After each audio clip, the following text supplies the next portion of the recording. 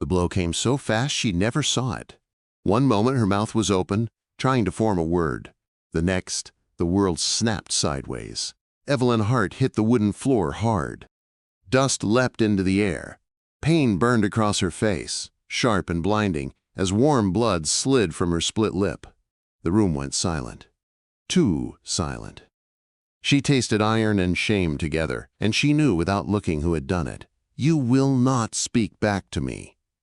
The voice boomed above her, calm, certain.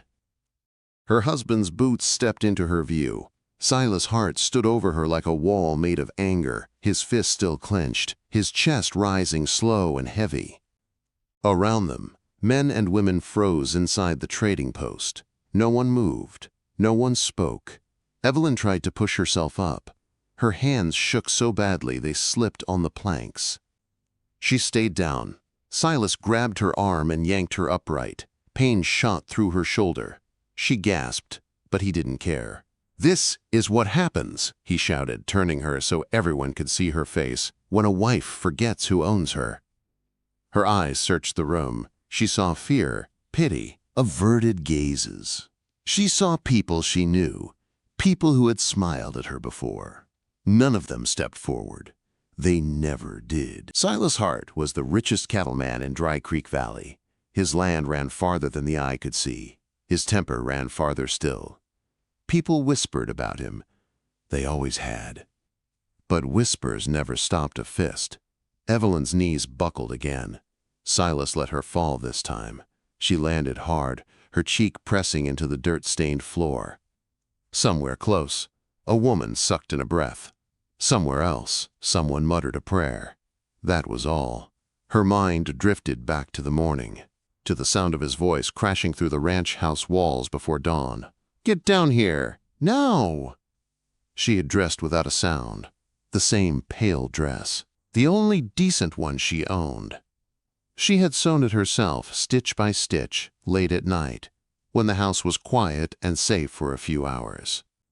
Silas had been standing by the window when she entered, big, broad. The sunrise behind him made his shape look even harder. "Caleb Moore is coming today," he had said. "He wants you," quote. The words hadn't made sense at first. Then they had.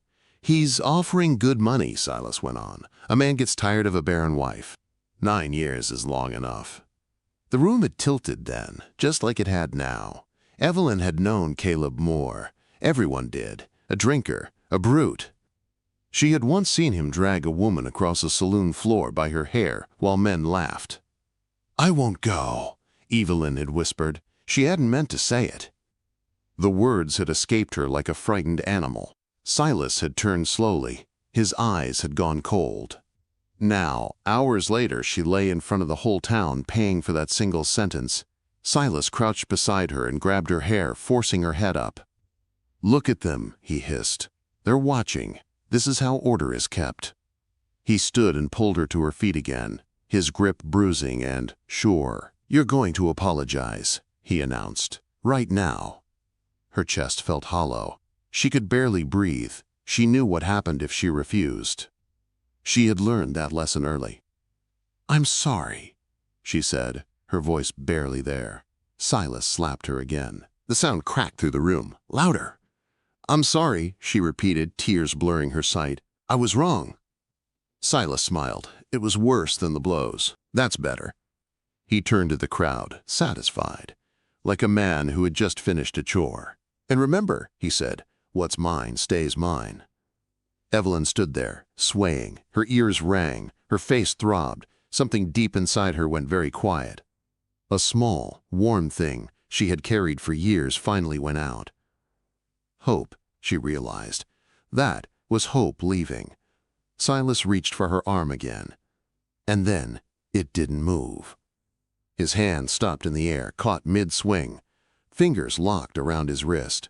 Not gentle, not angry, steady, unmoving. The room froze for a second time. Evelyn looked up. A stranger stood between her and her husband.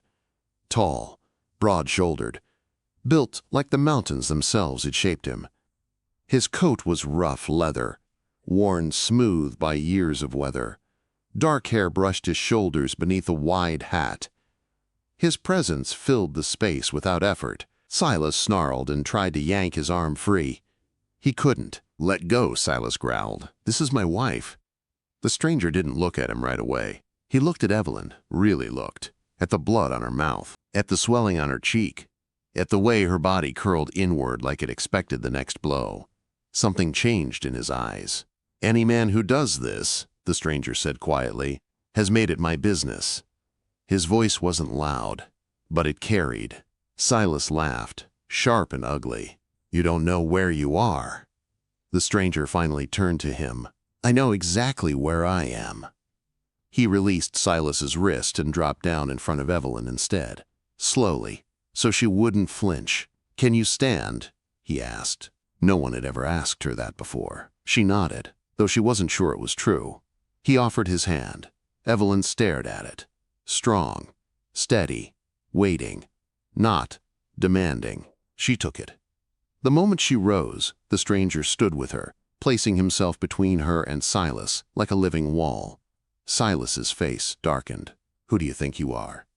The man straightened fully. He seemed even taller then. "My name is Boone Wilder," he said. "And she's coming with me." The words hung in the air, heavy, final. Evelyn's heart pounded so hard it hurt. Was that possible? Could anyone really say that and mean it? Silas opened his mouth to shout, to threaten, to strike. But for the first time in her life, Evelyn wasn't the one shaking. She stood behind the stranger, wrapped in his shadow, and wondered. Was this the moment everything finally broke, or finally began? Silas' heart found his voice again. It came out sharp and ugly. "You don't get to decide that," he snapped. "She's my wife." Boone Wilder didn't raise his voice. He didn't step back. He simply stood there, solid as oak. "She already decided," he said. Evelyn's breath caught. The words hit her harder than any blow. Decided. Silas turned on her, eyes burning. "Tell him," he ordered. "Tell him you're coming home." The room waited. Even the floor seemed to hold its breath. Evelyn felt the old fear claw at her chest. Years of obedience pulled her backward. Her body remembered how to fold, how to shrink, how to survive. But Boone didn't touch her. He didn't speak again. He waited. For the first time in her life, someone gave her space to choose. She looked at Silas. She saw the man who had broken her plates, her ribs, her sleep. She saw the future he had promised her. A trade. Another cage. Then she looked at Boone. A stranger. A risk. An unknown road. Her hands trembled. "No," she said. The word was quiet. Still, it cut through the room. Silas stared at her like she had spoken madness. "You don't know what you're saying." "I do," she said. Her voice shook, but it didn't break. "I'm not going back." The trading post erupted into murmurs. Boots shifted. Someone whispered her name. Silas lunged forward. Boone moved faster. He stepped between them again, one hand raised, palm out. Not threatening. Final. "You're done," Boone said. Silas stopped short. His eyes flicked around the room, searching for support. For men who would stand with him like they always had. They didn't. Fear had changed sides. "You think this ends here?" Silas snarled. "You think you can just take what's mine?" Boone's gaze didn't waver. "People aren't things." Silas laughed, but there was no humor in it. "You'll regret this." "Maybe," Boone replied, "but she won't." Boone reached back and shrugged off his coat. He draped it over Evelyn's shoulders, slow and careful. The leather was warm. It smelled of smoke and pine and open air. She had never worn anything that felt like safety. "Do you have anything you need?" Boone asked her softly. Evelyn thought of the ranch house. The cracked mirror, the dresses sewn with tears, the walls that echoed with shouting. "No," she said, "I don't." Boone nodded. He guided her toward the door. Not pulling, not pushing, just there. Silas followed them outside, his voice rising with every step. "I'll come for you," he shouted. "I'll bring men. I'll burn whatever hole you crawl into." Boone stopped at the hitching rail. He turned slowly. "If you do," he said, calm as falling snow, "bring more men than you think you need." Silas fell silent. Boone helped Evelyn onto his horse. The animal shifted beneath her, powerful and steady. Boone climbed up behind her, his presence solid but careful. His arms settled around her, not tight, not trapping, protective. As they rode out of town, dust rose behind them. Evelyn looked back once. She saw the trading post shrinking, people standing in the open. Silas frozen in the street, his power cracked in full daylight. She didn't look again. They rode until the town disappeared completely. Only then did Boone slow the horse. The land opened wide around them. Dry grass, rolling hills, sky stretching forever. Evelyn finally spoke. "Why did you do that?" Boone considered the question. "Because no one should live afraid." She swallowed. "You said I was yours." "I did."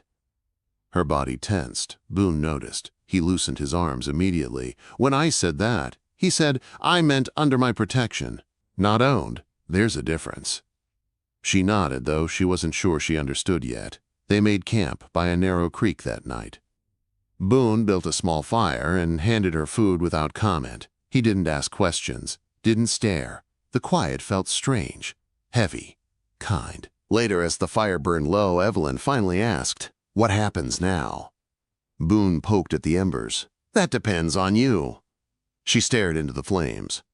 "I don't know how to be anything else." "That's all right," he said. "You'll learn." She watched the sparks drift upward into the dark sky. For the first time, the night didn't feel like a threat. "Where are we going?" she asked. "To the high country," Boone said, "where people live by different rules." She lay down, wrapped in a spare blanket. The ground was hard. The stars were sharp and endless above her. She slept without nightmares. At dawn, they rode again. By the second day, her body ached in new ways. Honest ways. Boone showed her how to drink from streams, how to read the land. He spoke little, but when he did, it mattered. That evening, as the mountains rose in the distance, Evelyn felt something stir inside her chest. Not fear. Something else. Possibility. But behind them, far beyond the hills and dust, a man nursed his rage. And Evelyn didn't know yet how far Silas' heart was willing to go. The mountains rose higher with every mile. Not sudden, not harsh. They came like a promise. Evelyn felt it in the air first. It smelled different, cleaner, pine and stone instead of dust and sweat. The farther they rode from Dry Creek Valley, the lighter her chest felt, though fear still walked beside her like a shadow that refused to leave. Boone didn't rush her. He set an easy pace, stopping when she needed water, waiting when her hands cramped from holding the saddle. He never touched her without asking, never stood too close. Even his silence felt careful. On the third evening, they reached a narrow valley tucked between steep slopes.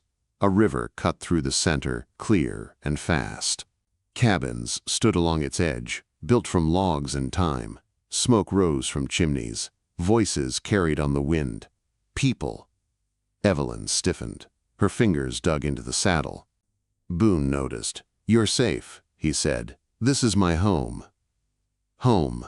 The word felt too big to trust. They rode in slow. Heads turned. Men and women paused in their work. Some nodded to Boone. Others watched Evelyn with open curiosity. No one stared like she was broken. No one reached for her. A woman stepped forward first. Tall, strong, dark hair braided tight. Her eyes were sharp, but not unkind. "So," she said, studying Evelyn, "this is her." Boone nodded. "This is my sister, Ruth." Ruth didn't look at Boone again. She looked straight at Evelyn. "You're hurt," she said. "Not a question." Evelyn swallowed. "Yes." Ruth nodded once. "Then you'll stay with us." Just like that, she led them to a cabin near the river. Inside, the space was warm and simple. Clean. A bed sat near the wall, covered in thick quilts. The sight of it made Evelyn's knees weak. Ruth brought water, then herbs, then a woman with gray-streaked hair and gentle hands. "This is May," Ruth said. "She'll help you heal." May cleaned Evelyn's wounds without a word. Her touch was firm, respectful. When Evelyn flinched, May paused, waited, let her breathe. "Your body is yours," May said quietly. "You decide." The words sank deep. The first night in the cabin, Evelyn didn't sleep much. The quiet felt too open. She kept waiting for shouting, for footsteps, for pain. None came. Days passed, then more. No one asked her what she could do. No one ordered her. Instead, they showed her. Ruth taught her how to split wood without hurting her hands. May showed her which plants eased pain and which ones brought sleep. A young woman named Lila taught her how to ride without fear, how to fall without breaking. Evelyn failed often. She dropped tools, missed steps. Her muscles burned. Sometimes she cried alone by the river, angry at her own weakness. Boone never commented, but every morning he waited for her outside the cabin. "Ready?" he'd ask, and somehow she always said yes. He taught her how to shoot. The rifle felt heavy at first, too loud, too final. Her hands shook so badly the barrel wavered. "Breathe," Boone said. "Don't fight your fear, let it pass." The first shot missed wide, the second too, the third struck the edge of the target. Her chest filled with something sharp and bright. Again, this time, the center. Boone smiled, not proud, just pleased. "You're learning." At night, they sat by the fire. Sometimes they talked, sometimes they didn't. Boone never asked her to explain herself, but one evening she spoke anyway. "He sold me," she said suddenly, "like an animal." Boone's jaw tightened. He said nothing. "I thought if I obeyed enough he'd stop," she went on. "I thought silence would keep me alive." Boone looked at her then, really looked. "Silence only feeds men like him," he said. She nodded. She was beginning to understand. Weeks passed. Her body grew stronger. Her back straightened. She started meeting people's eyes without meaning to. Then one afternoon, a scout rode in fast. Dust on his coat. Fear in his voice. "Riders," he said, "from the low valley. Armed." Evelyn felt the old cold spread through her veins. "How many?" Boone asked. 2 dozen, maybe more, asking for a woman. The valley went still. Evelyn didn't need a name. She already knew. Her hands started to shake again. Boone turned to her. His voice stayed calm. "You don't have to do anything." She swallowed hard. "He won't stop." "No," Boone agreed. "He won't." Quote. Ruth stepped forward, loading her rifle. "Then we don't stop either." People moved with purpose. Positions were taken. Weapons checked. No panic. Just readiness. Evelyn watched them prepare to fight for her. The weight of it crushed her. "I should leave," she said to Boone. "If I go, no one gets hurt." Boone took her hands. His grip was firm, steady. "This isn't just about you," he said. "It's about whether a man can claim a human being." Ruth joined them. She held out a rifle. "You decide," she said. "Hide. Or stand." Evelyn stared at the weapon. Her reflection wavered in the metal. She thought of the floor of the trading post, the silence, the shame. She took the rifle. The sun dipped low. Smoke rose in the distance. And somewhere beyond the hills, Silas Hart was coming. Dawn broke slow and red. The sky looked wounded. Evelyn stood on a rocky rise above the valley, the rifle resting against her shoulder. Her breath came steady now. Not calm. Steady. Below her, the river whispered like it always had. Uncaring of what was about to happen, Boone moved through the defenses one last time, checking positions, meeting eyes. No speeches, no promises. Everyone here already knew what they were willing to lose. Ruth knelt beside Evelyn. "You see the trail?" she asked. Evelyn nodded. Dust hovered low on the horizon. "They'll come straight through," Ruth said. "They always do." Minutes passed. Each one stretched thin. Then the riders appeared. Horses first, then men, armed, hard-faced, confident. Silas rode at the front, straight-backed, sure of himself. Beside him rode Caleb Moore, grinning even from a distance. Evelyn's stomach twisted. Boone stepped into the open ground below, alone. He raised one hand. Silas reined in his horse. His laugh carried across the valley. "There you are," he called. "I've come to collect what's mine." Boone didn't shout back, "She's not property." Silas spat into the dirt. "She doesn't get a say." Evelyn felt something snap inside her. Before Ruth could stop her, she stood. She walked down the slope. "Evelyn," Ruth hissed. "Wait." But Evelyn kept going. She stopped beside Boone. The space between her and Silas felt thin as paper. "No," she said. The word rang clear.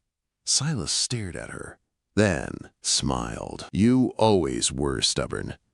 "I'm not going back," she said. "Not to you, not to him." Caleb shifted in his saddle, hand on his gun. "Enough of this." Silas lifted his hand. "You don't mean that." "I do." Silas's face twisted. "I made you."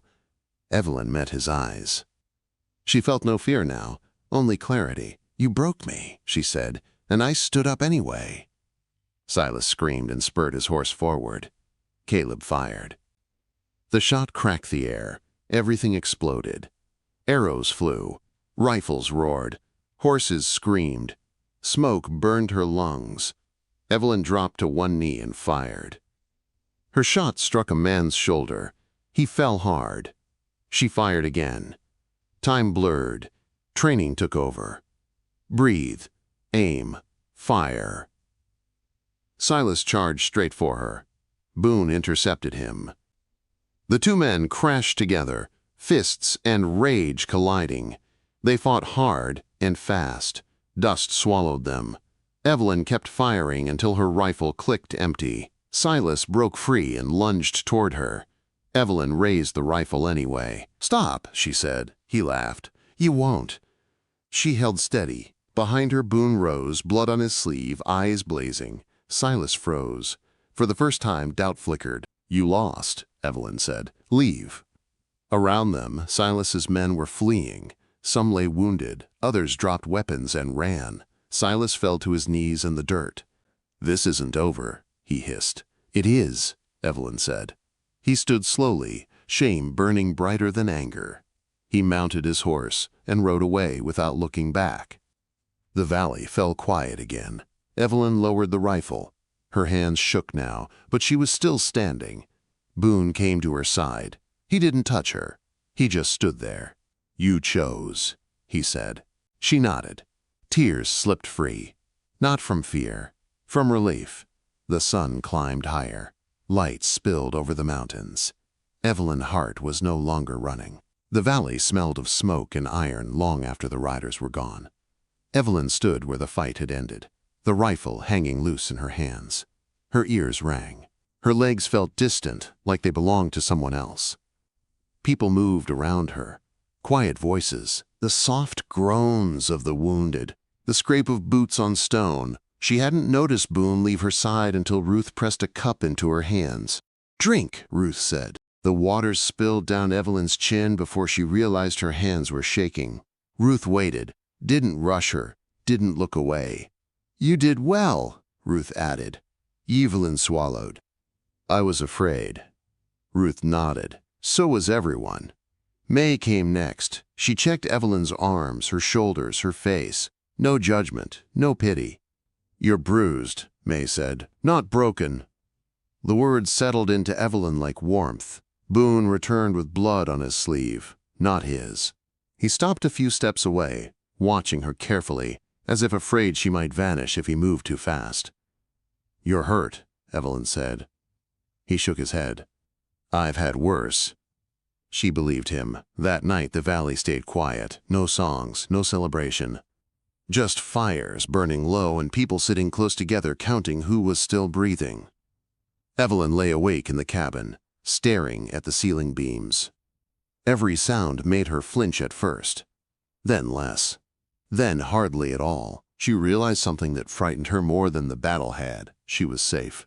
The next morning Boone knocked on her door. "Walk with me," he he said. They followed the river until the cabins thinned. Mist curled off the water. Birds moved through the trees, unaware of human struggles.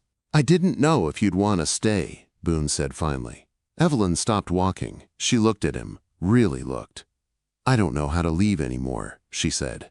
"This place feels real." Boone nodded. "Then you stay." No pressure, no claim. Days turned into weeks. Evelyn healed, slowly. Her bruises faded. Her hands grew steadier. She began helping May with herbs, riding patrol with Ruth, practicing her aim at dawn when the world was quiet and forgiving. People stopped watching her like she was fragile. They watched her like she mattered. Boone stayed near, but never too near. He laughed more now, slept better. Sometimes they worked side by side without speaking for hours. One evening, as the fire popped and cracked, Evelyn spoke the thought she had been carrying. "When you said I was yours," she said softly, "I was afraid." Boone didn't interrupt. "I thought it was just another cage," she went on. "A kinder one, but still a cage."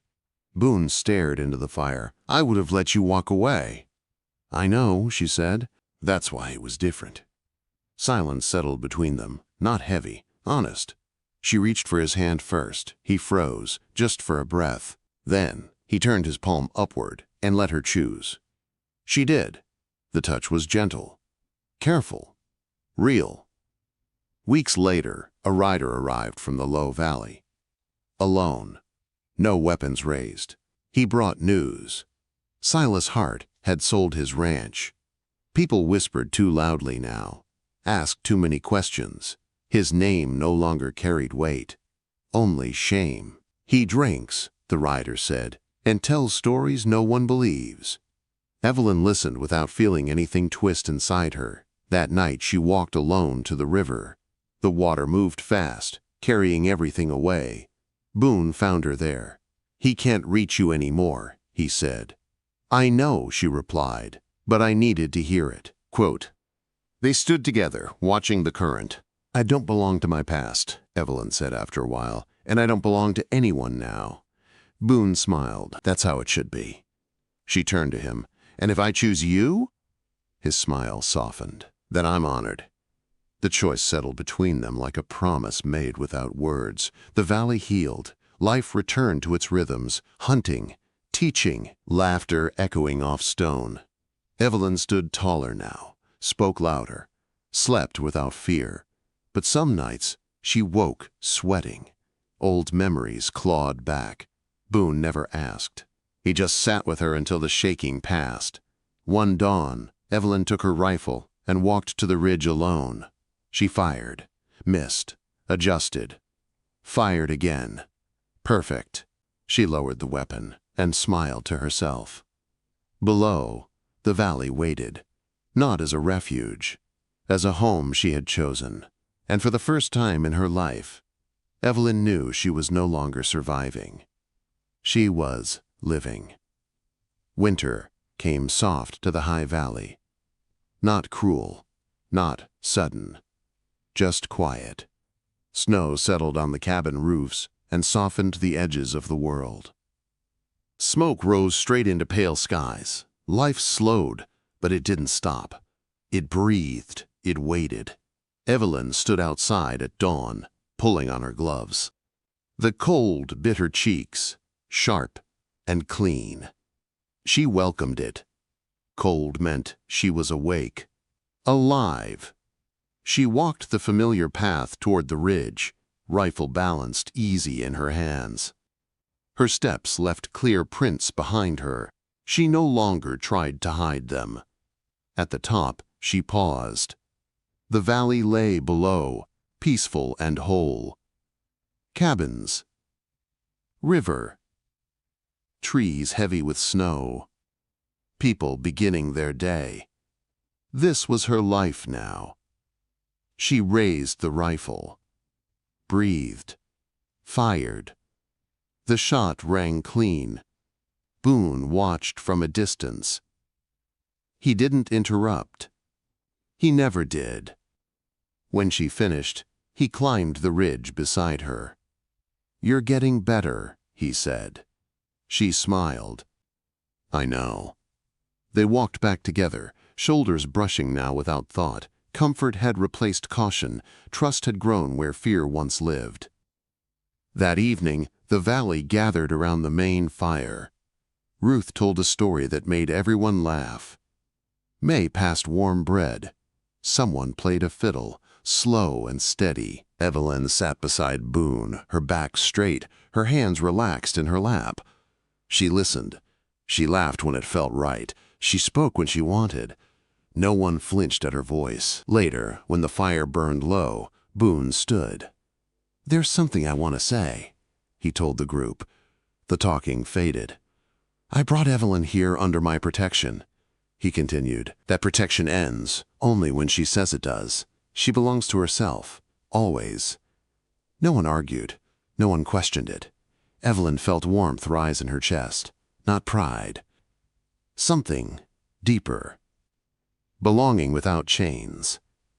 Afterward, Boone walked her back to her cabin. Snow creaked beneath their boots. "You didn't have to say that," she said. "I wanted to," he replied. She stopped at her door. For a moment, the past flickered. Old habits, old fears. Then she stepped closer. "I'm staying," she said, "not because I have nowhere else to go, because I choose this place. And you." Boone's breath caught, just slightly. "I won't ever cage you," he said. "I know," she answered. "That's why I'm here." She took his hand. This time, there was no hesitation on either side. Spring came slowly. Snow melted into the river. Grass pushed through soil that had learned patience. Evelyn helped rebuild fences damaged in the fight. She guided new riders through the valley. She taught younger women how to shoot, how to stand their ground, how to listen to their own instincts. Sometimes she spoke of her past. Sometimes she didn't. It no longer defined her. One afternoon, a traveler passed through and recognized her name. "Weren't you Silas Hart's wife?" he asked, unsure. Evelyn met his eyes. "I was," she said. "I'm not anymore." That was enough. That night, she and Boone sat beneath the stars, the fire crackling between them. "Do you ever wonder who you'd be if you hadn't left?" Boone asked. Evelyn thought of the trading post, the floor, the silence. "I don't wonder," she said. "I know, and I don't miss her." She leaned against him. He wrapped an arm around her shoulders, loose and warm. "I didn't save you," Boone said quietly. "No," she agreed. "You didn't." She looked up at him, her eyes steady and sure. "You stood in the way long enough for me to save myself." The wind moved through the trees. A wolf called somewhere far off, its voice strong and free. Evelyn closed her eyes and listened. Her life was no longer measured by fear or endurance. It was measured by choices. By mornings, she woke without dread. By nights, she slept without guarding her breath. She had crossed something that could never be crossed back. Not escape. Becoming. And in the high valley, beneath wide skies and honest stars, a woman who had once been treated as property now lived as exactly who she was meant to be. Free.